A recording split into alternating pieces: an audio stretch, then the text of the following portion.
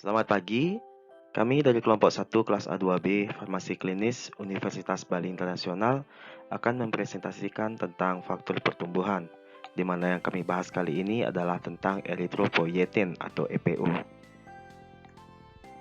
Kelompok kami terdiri dari 5 orang dari NIM 160 sampai 164. Oke, pengertian EPO. Eritropoietin atau EPO merupakan suatu hormon yang dihasilkan oleh ginjal yang memajukan pembentukan dari sel-sel darah merah oleh sumsum tulang atau bone marrow.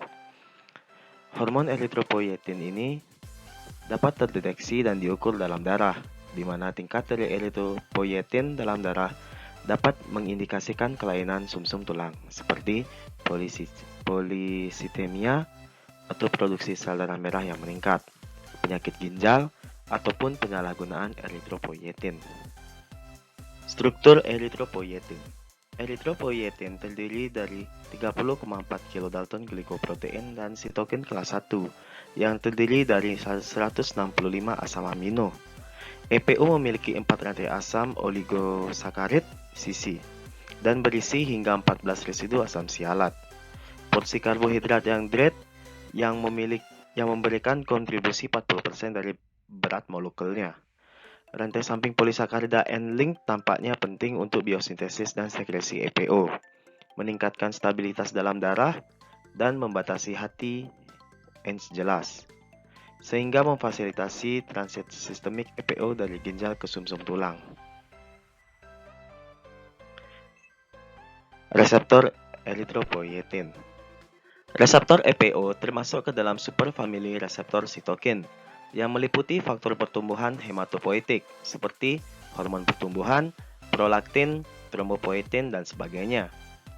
Reseptor dalam famili ini memiliki ciri-ciri tertentu, yaitu domain pengikat ligan ekstraseluler dengan 2 pasang gugus sistein dan WSXWS, satu domain transmembran dan domain intraseluler tanpa aktivitas katalitik. Reseptor eritropoietin atau EPOR terdapat dalam beberapa bentuk.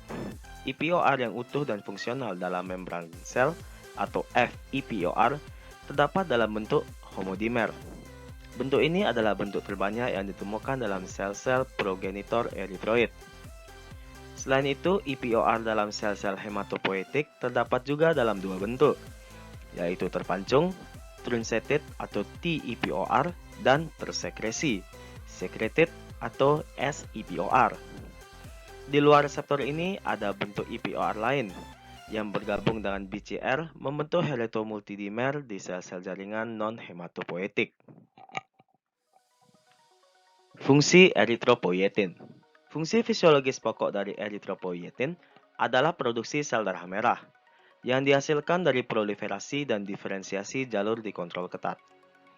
Sel progenitor hematopoietik awalnya berdiferensiasi menjadi burst unit erythroid sel pembentuk atau BFUES.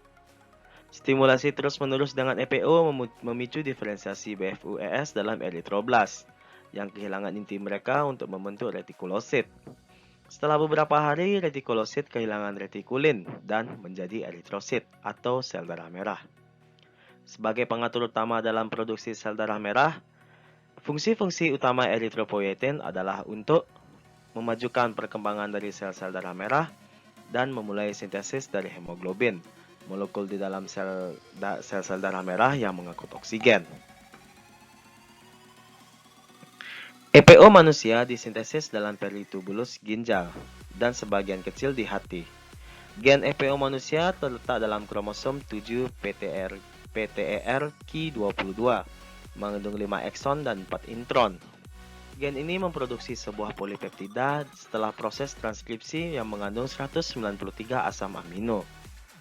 Dalam proses modifikasi setelah translasi, polipeptida ini mengalami proses glikosilasi pada 3 ikatan nitrogen atau N-glikosilasi dan 1 ikatan oksigen atau O-glikosilasi.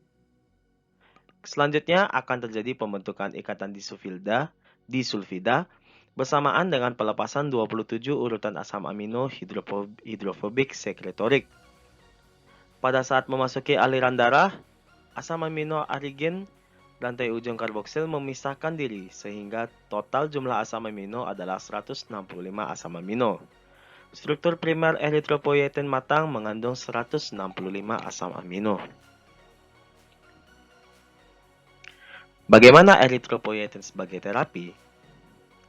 Yang pertama, rekombinan human erythropoietin atau RHU-EPO.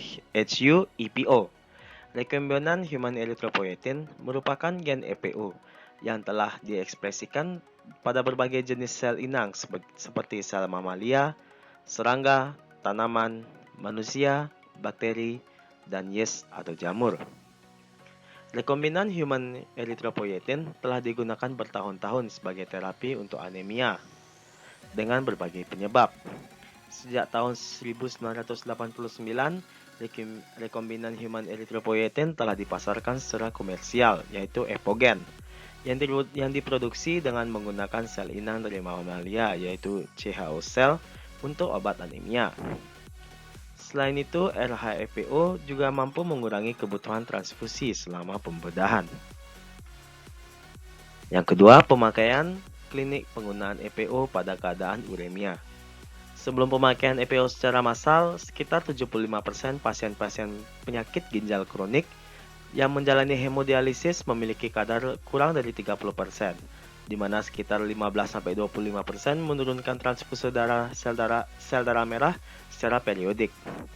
Pemakaian EPO pada pasien-pasien hemodialisis reguler yang memerlukan transfusi darah di Amerika menunjukkan penurunan kebutuhan transfusi yang signifikan. Pada pasien penyakit ginjal kronik yang mengalami hemodialisa reguler, transfusi darah biasanya dilakukan durante hemodialisis untuk menghindari kelebihan cairan dalam tubuh. Terapi yang efektif sampai saat ini didapati dari rekombinan human erythropoietin tadi. Terapi ini diberikan secara intravena kepada pasien hemodialisa. Telah terbukti meningkatkan erythropoietin yang drastis. Hal ini memungkinkan untuk mempertahankan kadar hemoglobin normal setelah transfuse darah berakhir. Farmakokinetik dan keadaan uremia. Secara umum, pemberian subkutan lebih efektif dibandingkan dengan pemberian intravena. Penelitian farmakokinetik menunjukkan bahwa waktu paruh pemberian intravena adalah 4-9 hari, sedangkan waktu paruh pemberian subkutan lebih dari 24 jam. Perlu diperhatikan untuk tidak menghentikan pemberian RHU-EPO hanya karena target hemoglobin tercapai, karena kadar hemoglobin menurun lebih rendah dari yang dapat diantisipasi karena peningkatan hemoglobin sebelumnya menekan produksi EPO secara endogen. Dosis dan evaluasi terapi rekombinan human erythropoietin. The National Kidney Foundation Dialysis Outcomes Quality Initiative atau NFK-DOQI merekomendasikan suatu pendekatan terapi anemia pada penderita gagal ginjal kronik bila hemoglobin kurang dari 11 gram per desiliter pada wanita premenopause dan prepubertas, hemoglobin kurang dari 12 gram per desiliter pada wanita pasca menopause dan pria dewasa. Perhimpunan Nefrologi Indonesia atau Pernefri merekomendasikan terapi erythropoietin apabila hemoglobin kurang dari 10 gram per desiliter dan hematokrit kurang dari 30% sudah disingkirkan. Evaluasi pemberian terapi rekombinan human erythropoietin. Parameter yang perlu dievaluasi pada pemberian terapi EPO meliputi hemoglobin atau hematokrit, indeks sel darah merah, jumlah retikulosit, parameter status besi tubuh yaitu serum, ion total iron binding capacity atau TIBC, saturasi transferin dan ferritin serum. Pemberian terapi dengan rekombinan human erythropoietin pada keadaan uremia dan non-uremia menyebabkan terjadinya keadaan defisiensi besi. Oleh karena itu, pada pemberian terapi rekombinan human erythropoietin perlu diperhatikan gejala dan tanda keadaan defisiensi besi, yaitu ferritin serum, saturasi transferin, dan lainnya. Deteksi awal iron restricted erythropoiesis dapat dilakukan dengan menggunakan evaluasi retikulosit hemoglobin content atau CHR pada penderita yang memenuhi salah satu dari kriteria di atas atau saturasi transferin kurang dari 20%, ferritin serum 10%, eritrosit hipokromik atau retikulosit dengan CHR rendah, perlu dipertimbangkan untuk memberikan terapi tambahan suplementasi besi yang lebih agresif. Jenis-jenis terapi eritropoietin. Yang pertama ada eritropoietin alfa. Cara kerja dari eritropoietin alfa adalah dengan menginduksi produksi eritrosit, terutama dengan merangsang terjadinya proliferasi dan diferensiasi dengan bekerja sama dengan BFUE, CHUE, CFUMK, CFUGM. Eritropoietin alfa tidak dapat diberikan secara oral karena akan hancur saat sampai di saluran gastrointestinal, dikarenakan oleh sifat protein yang dimiliki oleh obat, sehingga harus diberikan melalui parental, baik itu melalui intravena, injeksi subkutan maupun injeksi intraperitoneal. Yang kedua ada eritropoietin beta. Eritropoietin beta adalah glikoprotein yang merangsang proliferasi dan diferensiasi proses kompartemen sel eritroid induk dan juga memiliki efek stimulus pada proliferasi dan pematangan kompartemen eritron tersebut. Oleh karena itu, eritropoietin beta menyebabkan peningkatan pembentukan hemoglobin dan percepatan terkait pemasangan sel dan pengurangan waktu siklus sel. Efek lebih lanjut dari eritropoietin beta adalah percepatan pematangan retikulosit dan peningkatan pelepasan retikulosit. Sekian presentasi dari kelompok kami. Mohon maaf apabila ada kesalahan kata maupun kesalahan dalam penulisan teks dalam presentasi kami.